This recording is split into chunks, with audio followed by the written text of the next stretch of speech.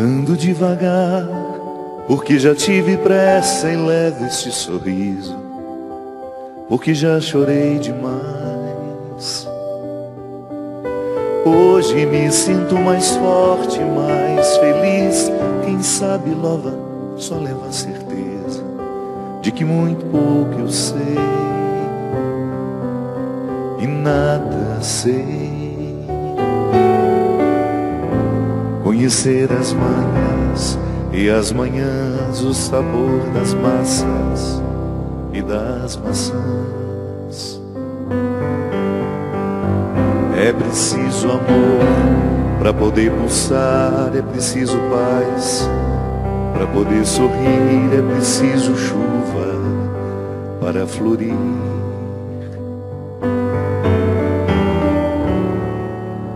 Penso que cumprir a vida seja simplesmente compreender a marcha, ir tocando em frente.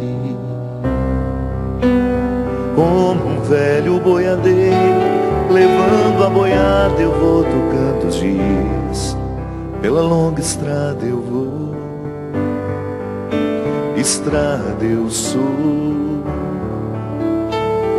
Conhecer as manhãs e as manhãs, o sabor das massas e das maçãs.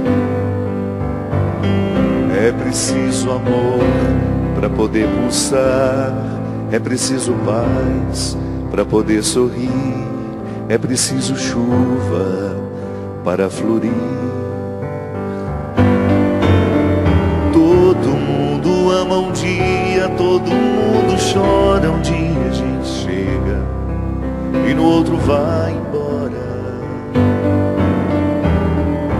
Cada um de nós compõe a sua história e cada ser em si carrega o dom de ser capaz e ser feliz. Conhecer as manhãs e as manhãs, o sabor das massas e das maçãs. É preciso amor para poder pulsar, é preciso paz para poder sorrir, é preciso chuva para florir. Ando devagar, porque já tive pressa e levo este sorriso, porque já chorei demais. Cada um de nós compõe a sua história e cada ser em si carrega o dom de ser capaz e ser feliz. Muito boa noite, é com muita alegria que nós começamos hoje o programa Direção Espiritual. Depois de um longo tempo que nós estivemos sem o programa, Christian ficou 52 anos de férias. Foi, Christian? Dá só uma baixadinha no piano aí para nós. Isso. 52 anos de férias, não tem? Que Christian? Acho que eu lhe vi só em fevereiro do ano passado, Christian. Feliz ano novo para você. Uma alegria muito grande. Eu tenho pessoalmente vivido um tempo muito importante na minha vida, de mais recolhimento, de mais vida interior. E esse mês de janeiro eu fiquei fiquei o mês todo fora. Mês de fevereiro um pouco também. E estávamos com saudade do programa de Direção Espiritual, essa oportunidade que nós temos de entrar na sua casa, de falar ao seu coração. Eu sempre gosto de compreender a felicidade como um dom. E na teologia nós entendemos que todos os dons que Deus nos dá, eles chegam na nossa vida num formato de uma semente. O dom é dado por Deus, mas exige de nós um cultivo. Não é assim que funciona? O batismo é a mesma coisa.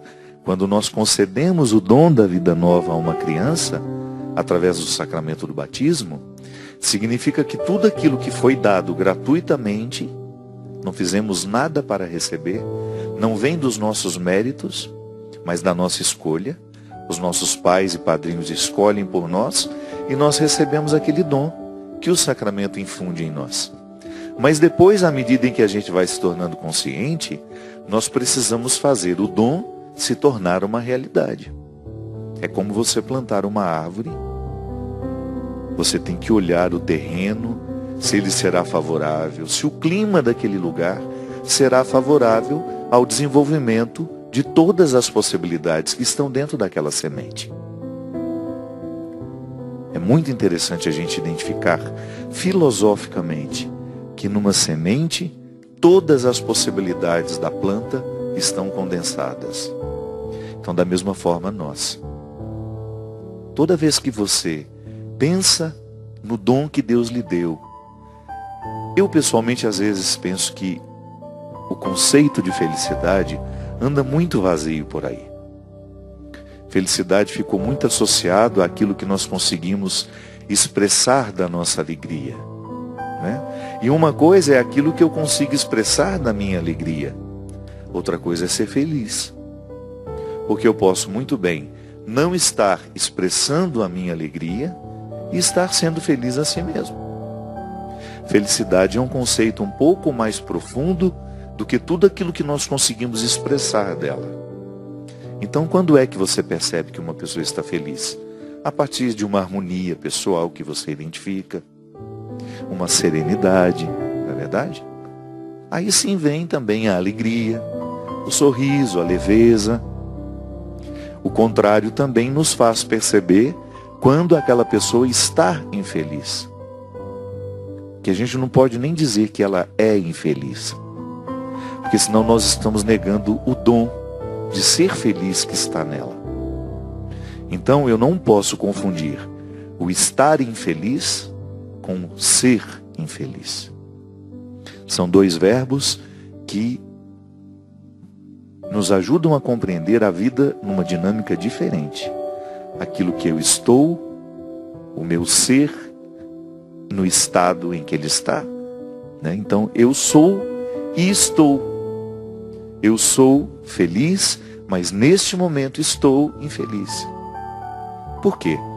Você vai pensar num movimento que pode passar e ser modificado, diferente de um estado definitivo do ser.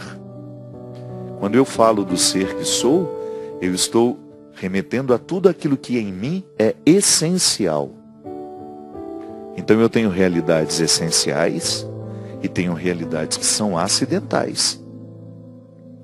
Essencial é quando você pega tudo aquilo que em nós não é modificado, não será modificado.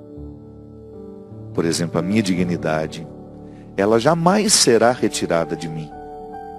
Mas eu posso esquecer que tenho dignidade e viver como se não tivesse. Então eu posso ter um comportamento acidental, isto é, não fere a minha essência, mas pode me fazer esquecer que eu sou, que eu tenho dignidade, que eu sou digno. A dignidade é um estado profundo do ser. É como se você pegasse, por exemplo, uma árvore. Ela é essencialmente madeira, não é? Quando você olha para uma árvore, qual é a essência dela? Madeira. Claro, aí você vai ter também as folhas. Mas se você pensar naquele tronco, o que ele é? Essencialmente, madeira. E se é uma árvore que é cultivada justamente para depois ser transformada, quando você olhar para a mesa que aquela árvore se tornou, você continua dizendo, ela é essencialmente madeira, mas é acidentalmente uma mesa. Por que é acidentalmente? Porque ela poderia ser uma cadeira, poderia ser uma escrivaninha, poderia ser uma estante, mas ela continua essencialmente madeira. Sempre que você quiser pensar aquilo que na sua vida é essencial, você vai recrutar tudo aquilo que em você foi dado como um dom. E os acidentes é aquilo que por acaso nós fazemos com o que nós recebemos. Então eu sou, vou usar, né? Deus me deu inteligência. Eu sou inteligente essencialmente, Você tem a sua inteligência, você é essencialmente inteligente. Mas você pode fazer uso dessa inteligência para ser um advogado, para ser um médico. Aí é acidental. O seu ser inteligente está aí, dando forma a tudo que você quiser ser pela vida, fazer pela vida. Então, minha gente, toda vez que nós pensamos a felicidade, nós pensamos como um dom que nos foi dado e que precisa ser cultivado. A manutenção da nossa alegria, da nossa felicidade, da nossa realização. Você já me escutou falar disso? Eu prefiro muito mais compreender a tal felicidade como realização humana. Eu tenho uma sensação que o conceito de realização, ele engloba um pouco mais daquilo que eu compreendo como situações que me tornam felizes. Porque onde existir um cultivo desse dom, ali existe mais possibilidade de haver um ser humano realizado. A realização depende, primeiramente, do processo do autoconhecimento. Sem o autoconhecimento, como é que eu vou realizar aquilo que eu sei? Ou melhor, como é que eu vou poder realizar aquilo que eu sou, se eu ainda não sei que sou? Sim, porque eu posso estar aqui com todas as possibilidades da semente e não saber que estou. Se eu não vivo um processo de autoconhecimento, que me chega através da investigação que faço, do quanto eu presto atenção em mim, no meu comportamento, no meu jeito de ser, no quanto eu pergunto sobre mim aos meus pais. Ainda ontem eu falava disso lá no evento do Rio de Janeiro. Como é importante a gente ter a oportunidade de perguntar aos nossos pais como nós éramos quando crianças. Como foi que nós enfrentamos as primeiras dificuldades da vida? Quem foram os nossos melhores amigos? Quem foram as pessoas que tiveram influência sobre nós? Porque os nossos pais detêm conhecimento sobre nós que ninguém mais terá. Eles nos viram de um jeito único. Eles nos viram numa fase da vida que só eles podem nos contar. Por isso é tão importante a gente estar com pessoas que nos amaram profundamente nessas primeiras fases da vida, porque geralmente quem nos amou de verdade terá mais facilidade de ser fiel àquilo que nos conta. Então a gente saber de nós através do outro, isso é a experiência de autoconhecimento. E aí você começa aos poucos montar o quebra-cabeça. Sim, porque todos nós somos um quebra-cabeça. Há tantas coisas no meu jeito de ser hoje que eu ainda não sei entender porque eu ainda não montei as peças. O meu jeito de ser hoje, ele está intimamente conectado a muitas coisas que eu recebi na minha infância, que fizeram parte, que foram acumuladas em mim, situações que foram acumuladas em mim naquilo que nós chamamos de inconsciente, que é essa parte do ser.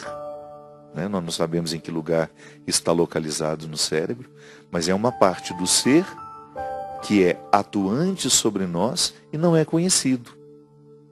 Eu me lembro que nas minhas aulas de psicologia, com a minha queridíssima professora Udi, Maria de Lourdes Tridapali, lá de Santa Catarina de Brusque, uma das pessoas mais sábias, mais coerentes que eu conheci na minha vida era a professora Udi. Era não, porque ela continua vivíssima. É a professora Udi. E eu me lembro que eu me interessei muito, já gostava de psicologia, mas com as aulas da professora Udi eu quis ir além. Eu estava fazendo um curso de filosofia com uma licenciatura em psicologia. Então eu poderia sair dali como um professor de filosofia, de psicologia e de educação, que era a área específica do nosso estudo. Mas a professora Udi, ela nos introduziu na psicologia de uma maneira geral. E quando nós estudávamos Freud, ela falava justamente da grande descoberta que é o inconsciente. E ela falava isso. O inconsciente é desconhecido, mas é atuante. Então eu o desconheço, mas ele atua muito sobre mim. Eu tenho comportamentos que estão intimamente ligados a ele, que são ditados por ele. O que é pior, né? Quando eu Fábio consciente que sou, acabo sendo movido por motivos inconscientes. Então fica difícil de agir nas causas. Eu lido muito mais com as consequências do meu agir. E por isso que às vezes, por não termos o autoconhecimento, nós temos muita dificuldade de mudar um jeito de ser. Porque aquele jeito de ser, embora ele se expresse em atitudes, palavras, um modo de pensar, ele está sendo movido e gerado por uma realidade que em mim é inconsciente.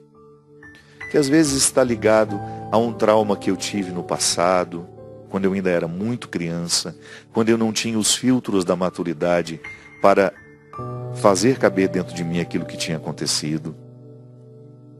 Quantas vezes nós expressamos medos na fase adulta que não são medos do adulto que somos, são medos inconscientes da criança que fomos e que de alguma forma continuamos sendo porque aquele medo não foi libertado. Também é uma característica do inconsciente que toda vez que nós estejamos pressionados por ele, nós tenhamos muito mais dificuldade de modificar a ação. Porque quando é que o inconsciente se manifesta? É muito misterioso isso. Mas às vezes se manifesta muito através dos nossos sonhos. Sonhos é o momento em que você desarma, né? Que você perde um pouco o controle de ser quem você é. E aí o consciente manda os recados, porque ele quer ser libertado. De alguma forma, a mente fica oprimida pelos motivos inconscientes. Então, toda vez que eu jogo para fora e consigo trazer à consciência um motivo que até então era desconhecido, porque estava inconsciente, eu consigo me libertar. E é por isso que você já identificou isso em você, e também em algumas pessoas com quem você convive, como é libertador quando você começa a entender por que você age desta e desta forma. São os motivos inconscientes que, de alguma forma, vão sendo acessados através de processos terapêuticos que podem ser formalizados dentro de um consultório, onde você vai falar com um terapeuta, você vai lá, de alguma forma, tentar acessar esse inconsciente, através de técnicas específicas para isso. Uma delas é a conversa consciente, para nos fazer chegar ao lugar dos nossos medos, dos nossos traumas, e ali a gente ter um entendimento, e quando você tem um entendimento, você liberta o inconsciente, ele para de te oprimir. Então, às vezes, o que nos falta para a gente poder ser realizado é libertar o inconsciente de tudo aquilo que está oprimindo. De tudo aquilo que não é difícil porque é muita coisa, né? Mas à medida em que a gente vai tendo condições, é muito bom a gente viver esse processo. Você não fica escravo de si. Porque quando a gente fala, eu estou sendo escravo dos meus medos, você está sendo escravo dos medos que são inconscientes. Porque os medos que se tornam conscientes, você começa a administrar. A própria razão lhe ajuda a falar, por que você tem medo disso? Não faz sentido.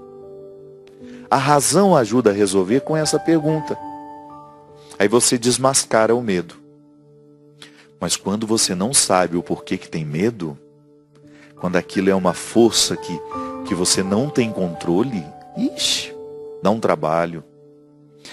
Por exemplo, quando eu vivi a síndrome do pânico, e de vez em quando tenho, né, algumas reações, são medos que, se você for perguntar para mim no momento que eu não estou sob o efeito daquilo, eu jamais.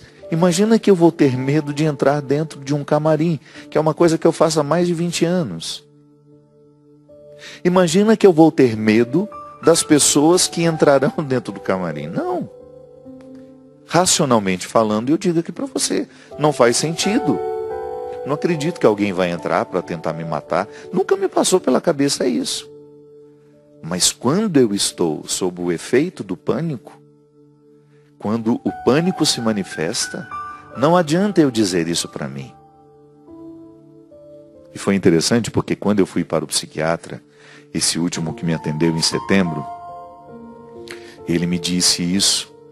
Pode ser que esse pânico que está se manifestando hoje seja um medo que você viveu na sua infância, ficou guardado lá no inconsciente, você lidou com isso de maneira razoável, e de repente agora, por uma fragilidade que você esteja enfrentando, uma fragilidade emocional provocada por motivos diversos, aquilo que estava guardado dentro de você volta com uma força, da mesma forma como aquela barragem de Brumadinho, que nós estamos todos muito indignados. Quando aquela barragem arrebenta, a barragem das emoções represadas, a lama das emoções represadas e doentias que estão guardadas dentro de nós, elas vêm arrancando tudo o que encontram pela frente. E foi justamente isso. É justamente isso que eu enfrento quando eu tenho a síndrome do pânico. É um sentimento horrível que, por mais que você seja racional e você diga, não faz sentido ter medo de estar chegando nesse lugar, de estar dentro da van, me aproximando do lugar onde eu vou cantar, onde eu vou falar com as pessoas. Eu faço isso há 20 anos, sempre soube fazer isso. Mas de repente, minha gente, não adianta dizer isso. E quem tem síndrome do pânico sabe exatamente do que eu estou falando.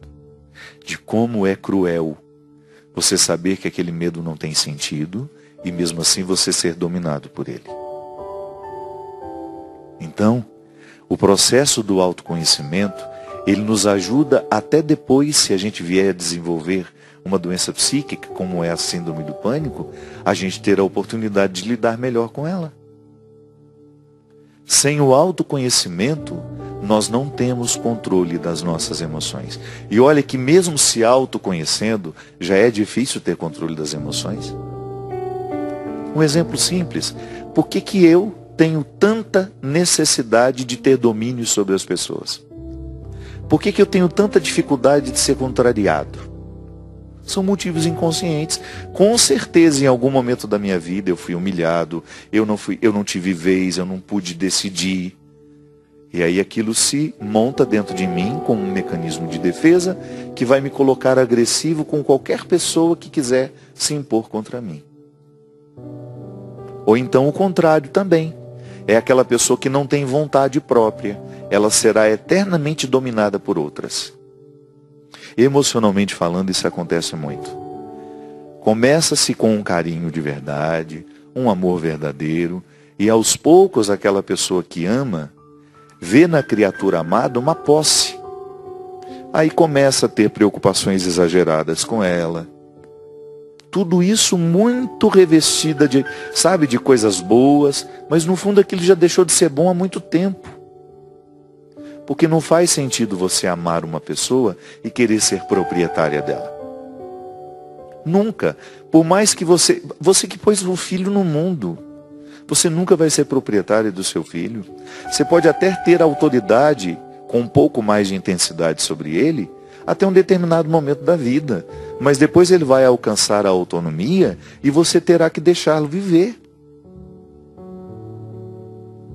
É por isso que às vezes, algumas pessoas, ao mínimo sinal de estarem sendo dominadas, elas ficam agressivas. Por quê? Porque já viveram isso no passado e não querem mais.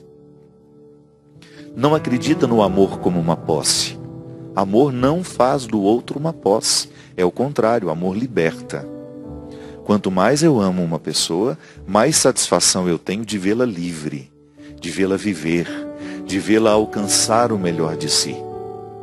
Não faz sentido, em nome do amor, eu acorrentar o outro. Eu só permitir que ele faça as coisas quando eu estiver por perto. Isso acontece muito no relacionamento entre marido e mulher. Casamentos que se estabelecem assim, em nome do amor, alguém fica prisioneiro do outro.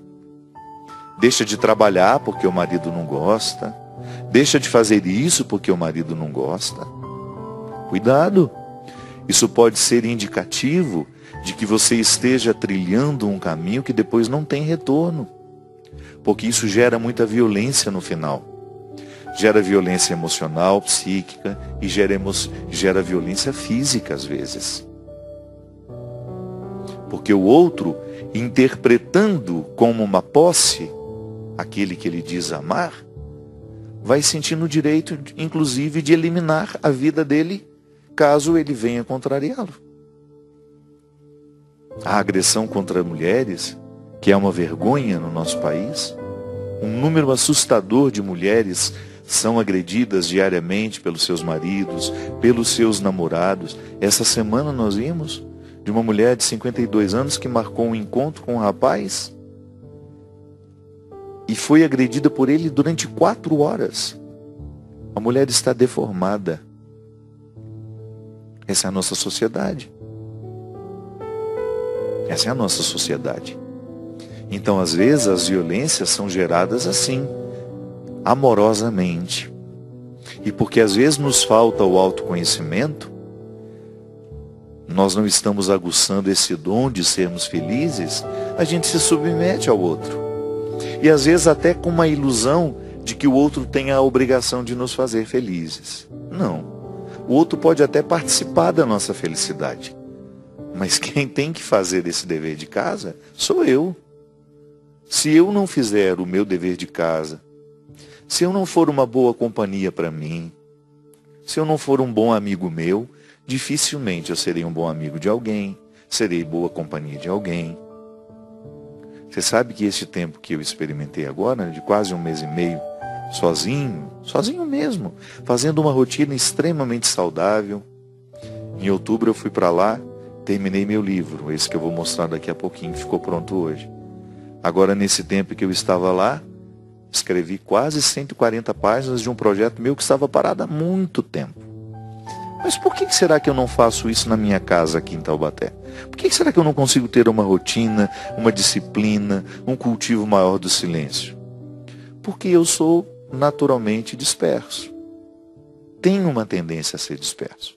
E se eu estou num ambiente que me dispersa, eu quero descer lá na cozinha, eu quero conversar com a Teca, eu quero conversar com o outro. Falei, para lá, vem para cá. A partir do momento que você não tem com quem conversar, que você está dentro de uma casa, que você vai fazer seu almoço, você vai limpar sua casa, você vai cuidar do seu dia a dia, você começa a conviver com você e você vai acessando uma fertilidade que só essas situações despertam dentro de nós.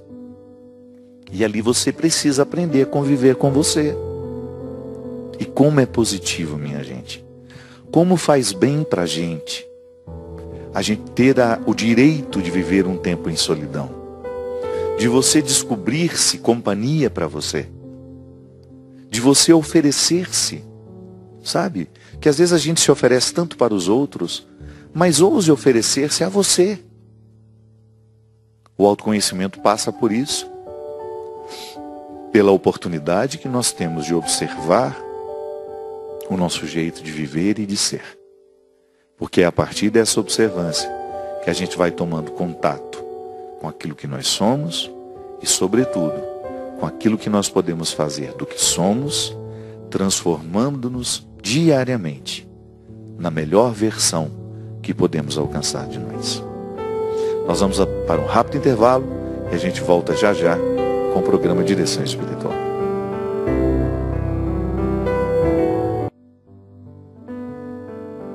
Estamos de volta com o programa Direção Espiritual. Muito obrigado a você que nos assiste, você que nos divulga, você que faz parte da história deste programa.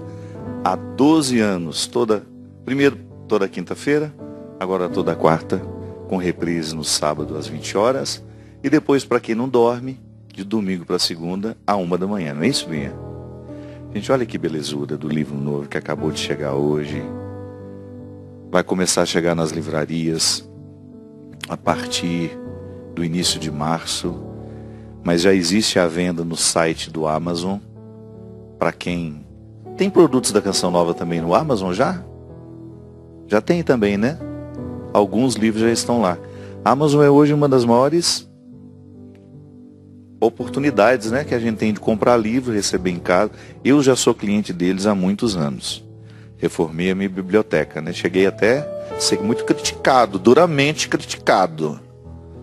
Que eu só compro livro, que eu só compro livro. A Cidinha todo dia recebia uma caixa lá, por fim ela já estava... O que será tanto tem nessas caixas, gente? Então, www.amazon.com.br. O livro Por Onde For o Teu Passo, que lá esteja o teu coração, já está na pré-venda com uma, como é que chama isso? Exclusividade. Está com exclusividade de pré-venda no Amazon.com. E eu tive uma notícia muito agradável, que se tudo der certo, a Canção Nova fará uma parceria com a Planeta para ter o selo da Canção Nova neste livro também. Não é bom isso? Isso é ótimo, a Lia falou. Ela que falasse diferente para ela ver, que eu já arremessava um objeto dela aqui. Então a gente está muito feliz, porque vamos ver se vai acontecer essa parceria. Você vai poder comprar também através da Canção Nova. Um livro que eu recomendo muito, por ter sido escrito justamente no momento em que eu fazia uma reflexão muito, muito, muito frutuosa acerca de como eu vivi o meu tempo, de como eu experimentei o meu tempo. O livro é uma história, ele tem um formato romanceado, né? Ele tem umas primeiras 10, 15 páginas mais teóricas, sobre como esse movimento da pressa está retirando de nós a capacidade de refletir a vida que nós vivemos. A gente sabe que a qualidade da vida depende do quanto nós refletimos a vida que a gente vive. Porque se a gente não reflete o que nós estamos vivendo, se a gente não faz uma reflexão, a gente vai perdendo o senso crítico daquilo que vive. E às vezes, minha gente, nós temos uma capacidade tão grande de criticar o outro como ele vive. A gente sempre tem uma opinião sobre a vida do outro, né? E geralmente quem tem muita opinião sobre a vida do outro tem muita dificuldade de viver a própria vida. Porque quem se auto-reflete, quem tem o exercício diário de viver criticamente, que é uma forma positiva de viver, nem sobra tempo para ficar dando palpite na vida dos outros, a não ser que esse outro lhe peça opinião ou que ele esteja sob sua responsabilidade. Aí sim. Caso contrário, não. Até eu, como líder religioso, eu só vou dar palpite se por acaso eu for chamado a dar palpite. Diferente de fazer uma homilia. Se eu estou lá na igreja, eu falo o que eu quero e dou o conselho que eu quiser, a partir do que está me motivando o evangelho daquele dia. Agora, quando uma pessoa está vivendo, porque ela está escolhendo viver daquele jeito, eu só vou dizer se eu for chamado, se eu tiver um convite para poder dizer alguma coisa a ela. Senão, ela vai ter que me ouvir nos momentos em que eu estou falando para todo mundo. E é por isso que às vezes é bom. Eu sempre escuto isso. Aquele programa foi para mim, Padre Fábio. Ontem mesmo, no evento que a gente teve no Rio de Janeiro, em São Paulo, no domingo. Como é bom quando termina, a pessoa diz: nossa, tudo que você falou hoje foi para mim. Que bom. Mas eu não saio por aí ficando fazendo sermão, dando palpite na vida dos outros. Não, a evangelização, ela é para aqueles que querem. Jesus o tempo todo soube fazer essa diferenciação. Sim, a gente prega nas praças, a gente prega nos lugares públicos, mas quando se trata de uma vida pessoal ali sendo vivida, é só se eu for chamado. Então, às vezes, porque não tenho uma reflexão sobre a minha vida, resta muito tempo para eu ficar dando palpite na vida dos outros. Esse livro, ele nasce de um encontro do homem com a sua consciência. Por isso que ele é um formato romanceado, você vai ler muito rapidamente. Essa consciência, no livro, é uma menina. O homem está se arrumando para ir trabalhar e, de repente, misteriosamente, ele percebe a presença daquela menina. E como ele já estava arrebatado, ele já estava vivendo um momento de êxtase, ele não questiona como que aquela menina foi parar ali dentro. Claro, uma pessoa racional como ele faria isso. Ele está se arrumando para ir trabalhar. De repente tem uma menina dentro do quarto? Não. Então, como esse arrebatamento, que é o encontro dele com a sua consciência, começa um pouco antes dele perceber a menina, na hora que a menina está diante dos olhos dele, não passa pela problematização. De onde veio essa menina? Não. Então ela começa a estabelecer com ele um diálogo. Ela faz uma primeira pergunta, ele responde, e assim o livro vai sendo desenvolvido, pegando questões muito pertinentes aos nossos dias. Porque é impressionante como, à medida que a gente vai conversando, que você vai tendo mais intimidade com as pessoas, você vai percebendo como todos nós hoje estamos sofrendo das mesmas causas, pelas mesmas causas. E uma delas é justamente a infelicidade na administração do tempo. O tempo, a lida com o tempo, está nos angustiando demais. Porque nós estamos todos tendo uma percepção de que nós não estamos vivendo como deveríamos. E é justamente o que o homem está experimentando. E é claro que ele vai negar o tempo todo. Boa parte da conversa, a menina vai desmentindo tudo aquilo que para ele é uma verdade que ele construiu para proteger-se do enfrentamento que ele precisava viver. E a menina vai desconstruindo, mostrando para ele que aquele discurso que ele está fazendo não está de acordo com os sentimentos que lhe ocorrem. E aí é interessante porque essa desconstrução, ela vai sendo um caminho que todos nós fazemos também. Até aqui na 4ª página tem um texto que eu preparei, para que quando aquele que está passando pela livraria pegar o livro, ele vai ter mais ou menos uma noção do que se trata. É em vão procurar por uma resposta quando ainda não fizemos a pergunta certa. O conflito seguirá infértil se não receber o benefício da lucidez que só o enfrentamento das perguntas proporciona. Uma vida que não é refletida não pode ser bem vivida. Só o debruçar reflexivo sobre nós é capaz de reorientar a coerência, desfazer os equívocos e estabelecer o julgamento que nos coloca diante dos dilemas fundamentais. Quanto nos custa ser quem somos? Tem nos custado muito alta a fatura das emoções? Muito alto.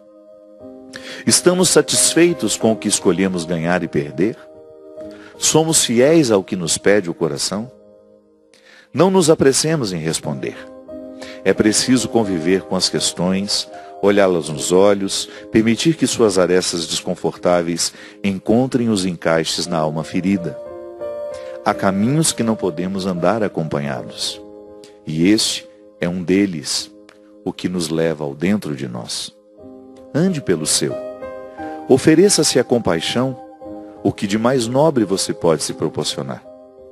É sob a sua tutela amorosa que você descobrirá que a vida pode ser diferente e que nunca é tarde para reorientar a sua história.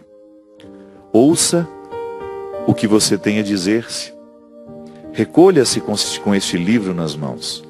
Nele há um itinerário para os que pretendem renascer. Aceite este convite.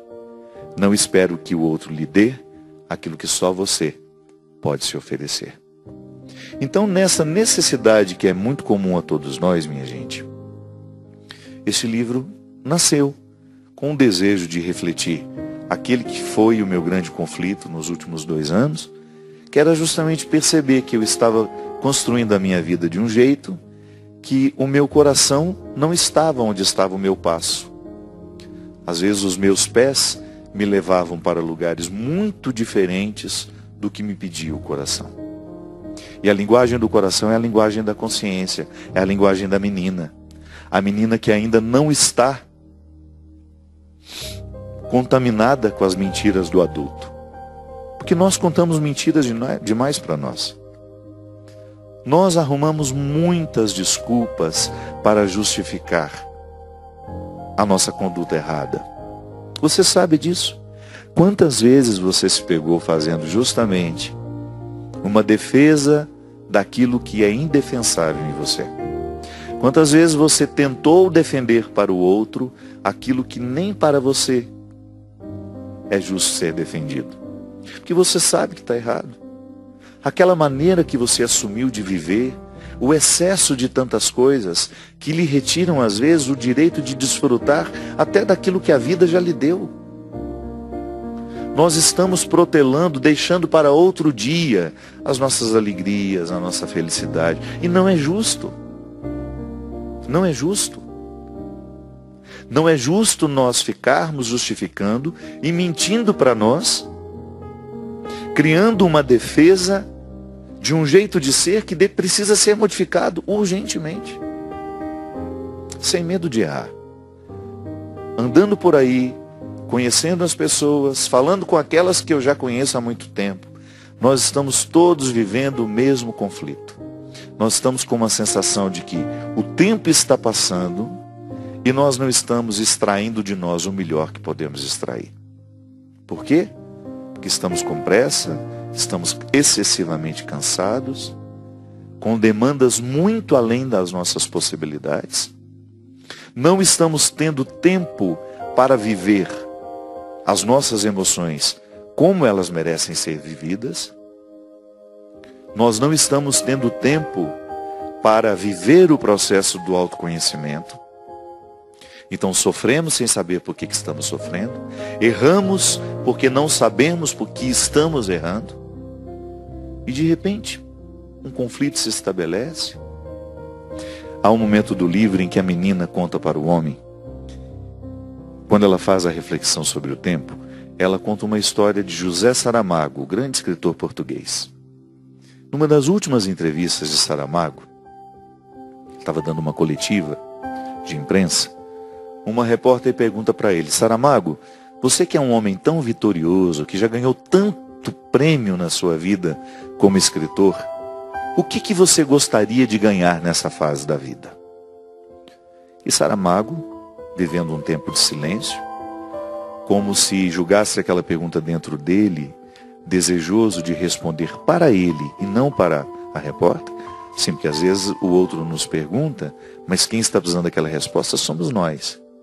E como Saramago era um homem muito sábio, muito introspecto, ele certamente identificou que aquela pergunta não era só para dar à repórter, mas era sobretudo para ele.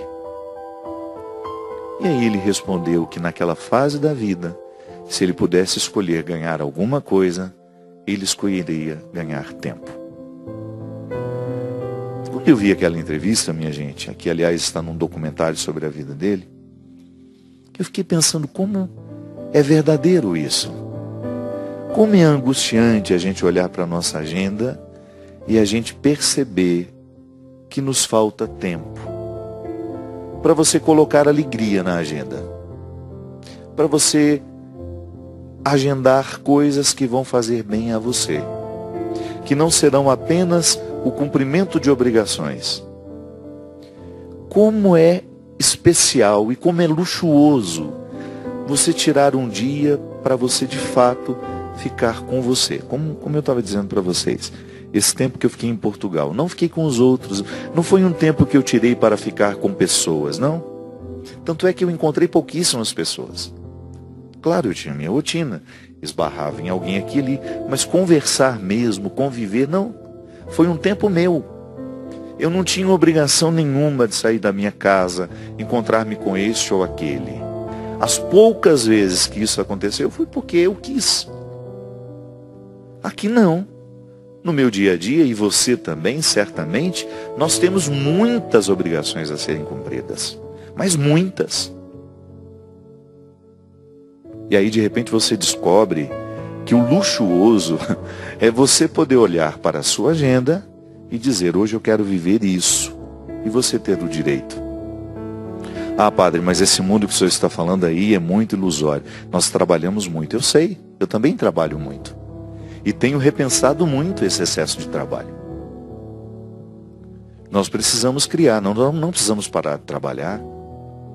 A não ser que você já possa e queira. E escolha isso.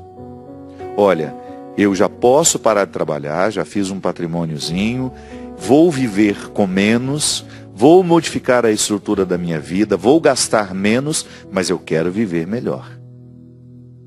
É diferente. Mas nós criarmos, porque às vezes, minha gente, até o tempo que nós temos para descansar, nós não gastamos de maneira inteligente. Às vezes nós somos muito infelizes na maneira como nós escolhemos gastar o nosso dia de descanso. A começar por esse aparelho, que é muito citado aqui nesse livro. Esse invasor autorizado, que retira a nossa paz dentro do nosso quarto, porque para onde a gente vai, a gente leva isso. Então isso é muito recente. Essa dependência que nós temos deste aparelho, ela é muito recente. Nós estamos protagonizando a mudança. Quais são as doenças que isso trarão para nós? Nós somos a primeira geração que está vivendo isso. Os nossos filhos já estão, mas nós estamos antes deles. Quais são os desequilíbrios emocionais, físicos, que isso vai trazer para nós? Só o tempo vai dizer. Então, às vezes, o tempo de descanso, nós escolhemos gastar da pior forma, sem nenhuma inteligência. Então, eu espero que este livro possa lhe fazer o mesmo bem, ou até mais, do que ele já fez para mim no momento que eu escrevi. Ele foi muito importante para mim, sobretudo no momento em que eu fiz. No momento em que eu convivi com ele, né, porque eu gosto de conviver com os meus livros antes de escrevê-los. Tanto é que eu escrevi rapidinho, porque eu já tinha convivido tanto tempo com ele, mas o meu jeito de viver não me permitia torná-lo concreto. Tanto é que vocês percebem, há muitos anos que eu não lançava um livro meu. O último que eu lancei foi aquele com Karnal. Foi fruto de uma conversa, sentamos lá e conversamos. Mas o debruçar sobre um texto, isso exige tempo, exige descanso. Você tem que estar bem para poder fazer. Então eu já tinha convivido muito tempo com as questões que me incomodavam neste livro. E aí, quando eu fui escrevê-lo, foi um processo fácil. E por falar em viver bem, eu quero convidar você que está esperando a oportunidade de viajar, de fazer uma peregrinação para a Terra Santa e de maneira especial comigo. Nós vamos passar Pentecostes em Jerusalém. Nós vamos sair no dia 8 de junho e retornaremos no dia 17. E você é o nosso convidado. Será uma viagem maravilhosa, conhecendo Israel, os lugares mais importantes da nossa fé, lugares por onde Jesus passou, celebrar todos os dias, viver com intensidade a mística daquele lugar, que tão bem faz a quem passa por lá. Então queria convidar você para se programar, para estar conosco, de 8 de junho até o dia 17. Ligue para os telefones que aparecem aí na sua tela. Vai aparecer agora, Bia, ou não? Pode ligar tanto para a Canção Nova, ou amanhã para a Obra de Maria, para você fazer a sua consulta, ver as condições de pagamento, para ver se cabe dentro das suas perspectivas.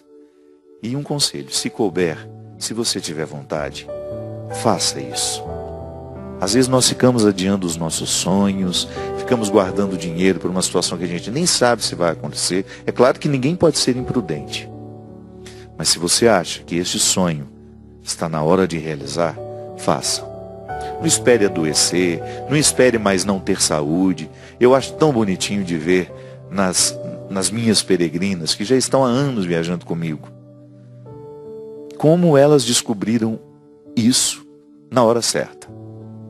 Sim, porque às vezes, minha gente, depois que você já não tem mais disposição física, perde-se a alegria, perde-se a satisfação de estar lá, que esperou muito tempo, passou o prazo de validade. Porque o ser humano, o corpo, ele passa a validade. Então vamos tirar esses sonhos das gavetas e realizá-los enquanto a gente tem saúde para isso. Tá bom? Então ligue, faça a sua consulta, tanto aqui na Canção Nova como na Obra de Maria, que vamos peregrinar para Israel do dia 8 de junho até o dia 17. E vamos passar Pentecostes em Jerusalém. Muito obrigado, seu Christian, pela sua companhia. Até a semana que vem. Vamos ver se o Christian estará aqui na semana que vem. Pode ser que ele esteja em algum país nórdico, alguma viagem importante, né? E muito obrigado a você que me acompanha toda quarta-feira. Obrigado pela paciência desse tempo que o programa foi só reprise.